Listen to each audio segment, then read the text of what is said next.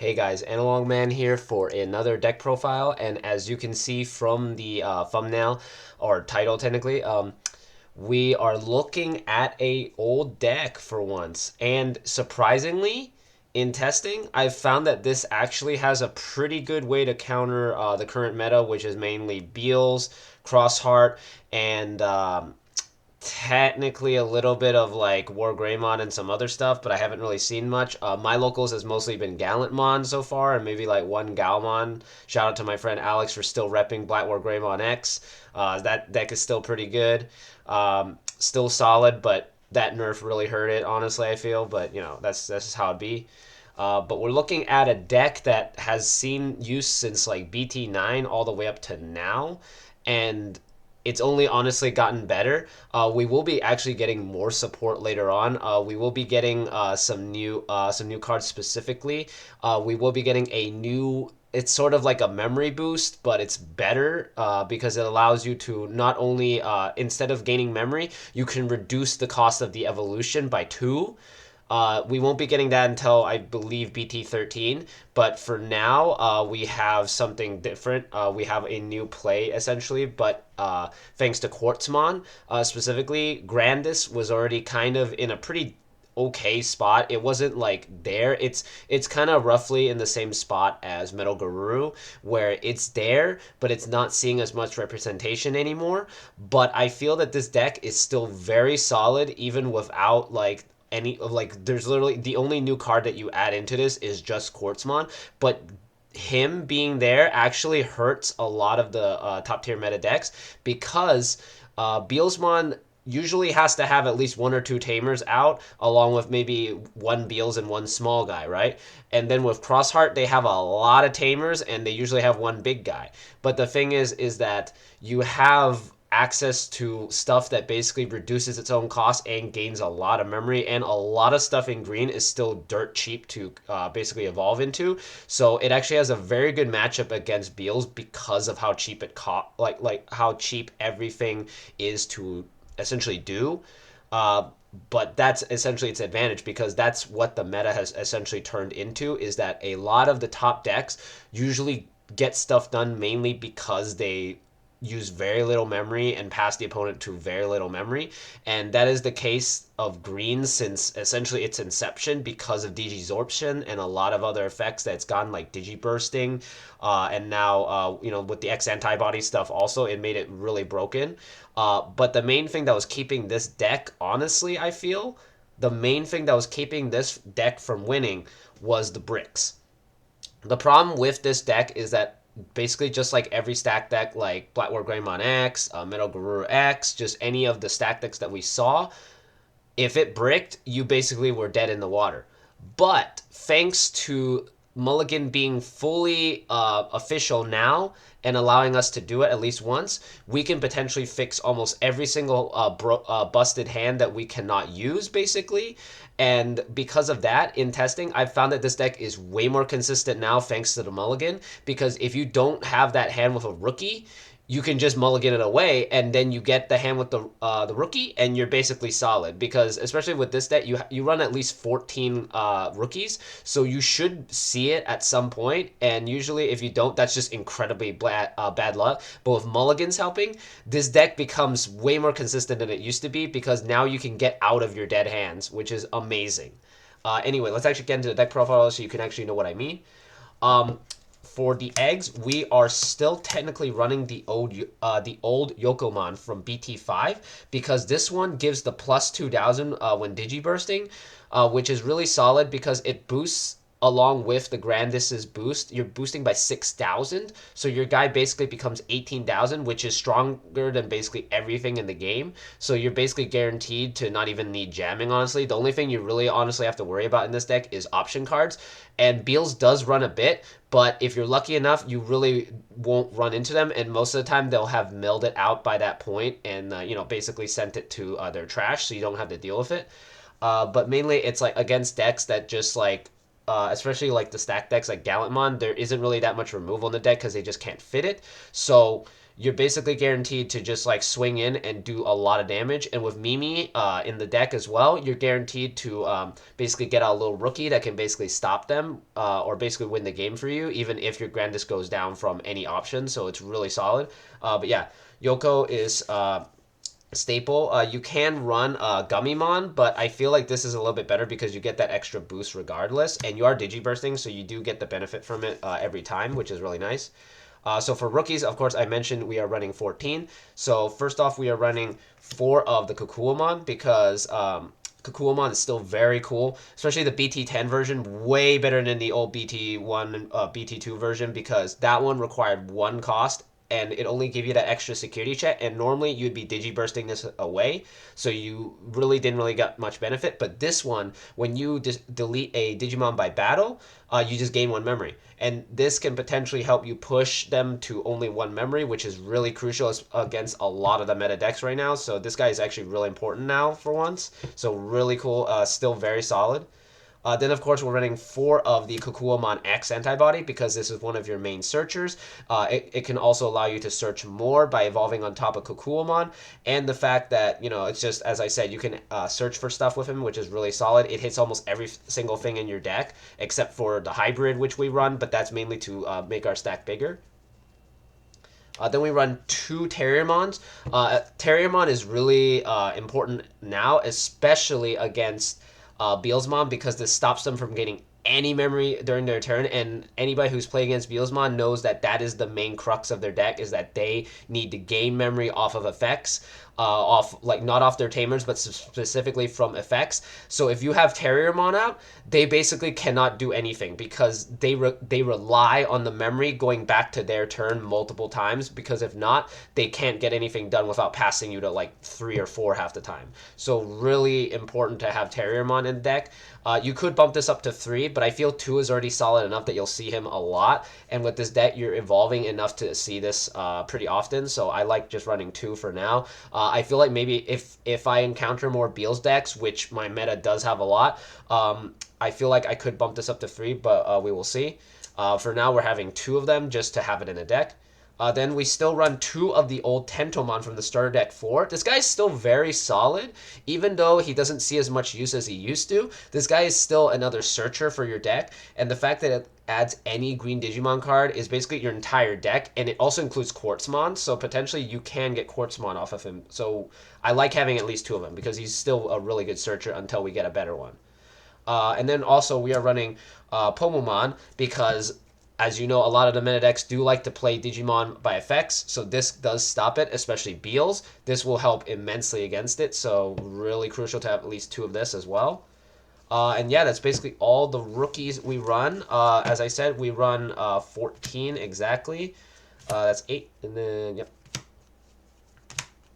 We need to see rookies as often as possible, so 14 is a really solid number, and I usually don't go 15 because that actually does brick decks usually. I notice with how ratios are in Digimon, 14 is already plenty. If you go too far, you might just end up bricking yourself unless it's a rookie rush deck, which this is not. So I feel this is a pretty solid number for now. For level 4s, we of course run 4 of the Weed himself. Weedmon is still very solid. The fact that he's 1 cost evolution is still very powerful, especially in this meta. Also, the fact is that his inherent is really good because you are digibursting, so you will be gaining that 1 extra memory, which will allow you to become Grandis every time. And if not, you'll basically be pushing your memory back at least to 2 or 3 usually, if in conjunction with him. So really solid. You have to run 4 of this guy. This guy is still solid. Also, the fact that his cost is only 4 is still very powerful in this meta, so we like to run at least 4. Then we run 4 of the Kabuterimon from Starter Deck 4.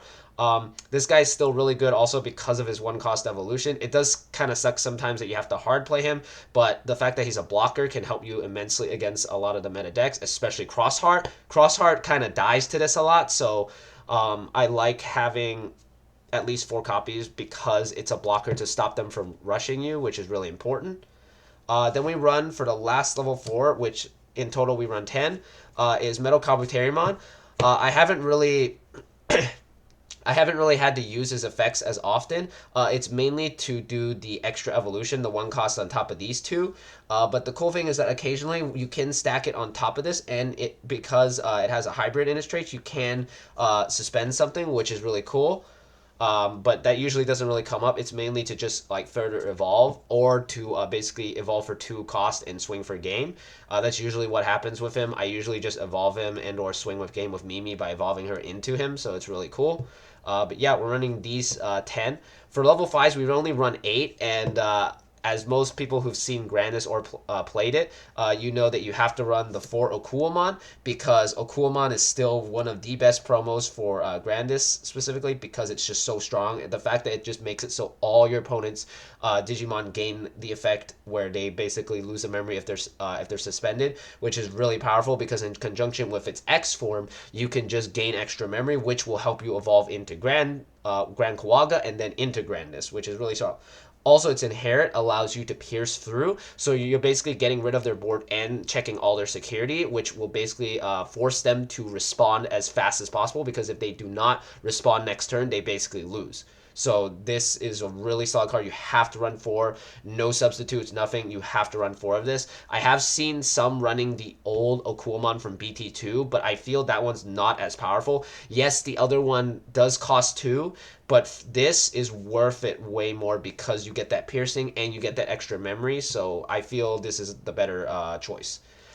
Then we run 4 Okuamon X, of course, because Okuamon X evolve on top, suspend their guy, gain a memory, and it reduces the cost of the evolution up into GrandKuwaga. That's amazing. That's beautiful, especially in this meta right now. So this absolutely 4-4. I feel this is the perfect ratio for level 5s. And this works for the deck because you see them consistently enough. And when you don't see the other one, it's fine because you could still evolve just into him or just into him. It's fine. But the fact that you still gain the memory is really important. But yeah, that's all the level 5s we run. For level 6s, we of course run the 4 GrandKuwagas because GrandKuwaga is still really one of the strongest Digibursting cards. Digibursting has basically become non-existent except for this deck, but the fact that it uses it so efficiently is really cool because the fact that you Digiburst like 4 cards and you're basically checking for 6 security with Grandis every single time, which is really powerful. And yeah, but yeah, you have to run 4 because he's like the main level 6 alongside, of course, Grandis himself. Grandis is still very powerful. The fact that he can suspend and then in conjunction with this, you gain a memory. The fact that he gets plus 4,000. The fact that when he after his attack, he gets to unsuspend and suspend something. That's pretty cool. And the cool thing about the ruling is that you don't actually need the target. You can still technically unsuspend as long as the GrandKuwaga is underneath, which is really strong.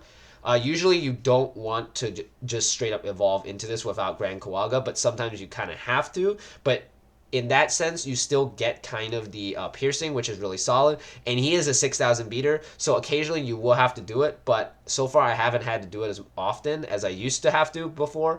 Now, because of mulligans, the deck, as I said, has become a little bit more consistent, so it's not too bad. And the ratios are pretty decent, so it's not as bad. But yeah, that's all the level 6s we run in the deck. We run the 8 because we have to run these 2 because they are our main hitters. For level 7s, of course, as I mentioned before, we are running 2 Quartz. Quartzmon is really solid because you can basically end the turn and basically evolve him into this for maybe 2 to 3 costs, depending on how big your opponent's field is. Against Cross Hunters and Cross Heart, damn, you're gaining back all your memory. This is basically a free card, so you basically get to play something else that right afterwards, or you put them exactly to 1, or yeah, it's so strong against save decks. It's really great. But yeah, that's all the Digimon in the deck we run. The rest of the cards, the last 8 cards, are just 4 options and 4 tamers. For the options, of course, you could probably guess by this point, it is Green Memory Boost, because you need to run 4 Green Memory Boosts so you can see everything as often as possible. And I noticed that a lot of meta decks are not running memory blockers like Terriermon anymore. So this is basically free and clear no matter what, and you get to just gain memory off of it. You get to search a card. It's so strong. You need 4 of this. Then for the tamers, of course, we run the 4 Mimis because Mimi gets you everything. The fact that once you have Grandis out, you can just tap this and just make another line. So if you mess up, you have the other line. And also, if you manage to survive with Grandis, you just tap her, or play another one, set for next turn, and you're basically like, okay, cool, push out, tap, and then push out another, and then you're good, and you win the game basically. So Mimi is crucial, and of course the fact that she is a memory setter. So this basically stops Beals from basically memory stunning you, basically like choking you to like 1 or 2. This ensures that you'll get the 3 you need that you can evolve into, and then stun their board basically. So Mimi is just super crucial. You have to run 4. I've tried running 3, but I feel you just sometimes you just don't see her sometimes. So having 4 of her means you will see her every single time, at least by maybe turn 2 or 3, which will help you set up and basically wipe them before they can wipe you. So yeah, that's basically the deck for Grandis.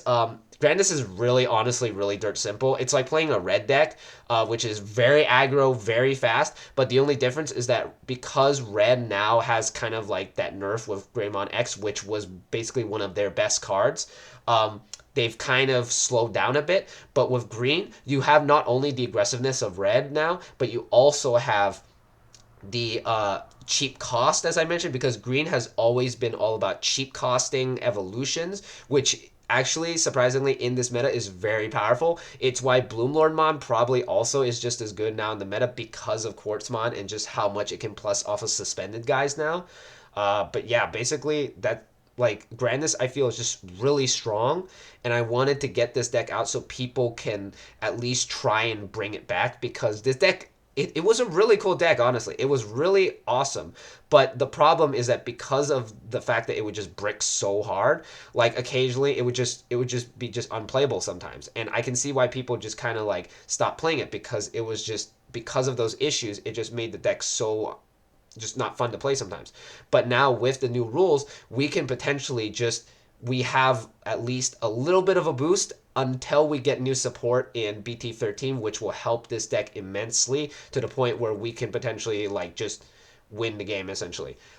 For now, we just have the new quartz, which is really nice, which does help us stun our opponent a little bit more, because that was obviously one thing that Grandis was lacking, was stun, because essentially it was just a deck that would just rush you, hit you, and then just be done. But now we have Quartzmon for stunning, which will help basically maintain our board and also stun them for next turn so that we can basically win the game regardless without them basically being able to do a comeback essentially.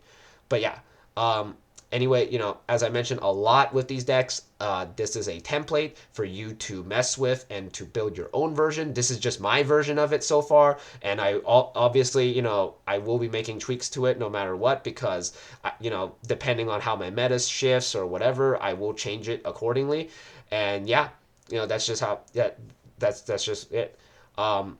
As usual, like, comment, subscribe. Let me know what you thought of the deck. I always like hearing from you guys because sometimes I miss things. So I love as much advice as possible. And yeah, thanks for watching, and I'll see you guys next time. Most likely the next video will be probably on something old again, because I've been kind of going back to a lot of my old decks, especially like Armor Rush and Metal Guru, so I might just do an updated deck of those because I want them to succeed at least in some capacity. So yeah, anyway, see you guys next time.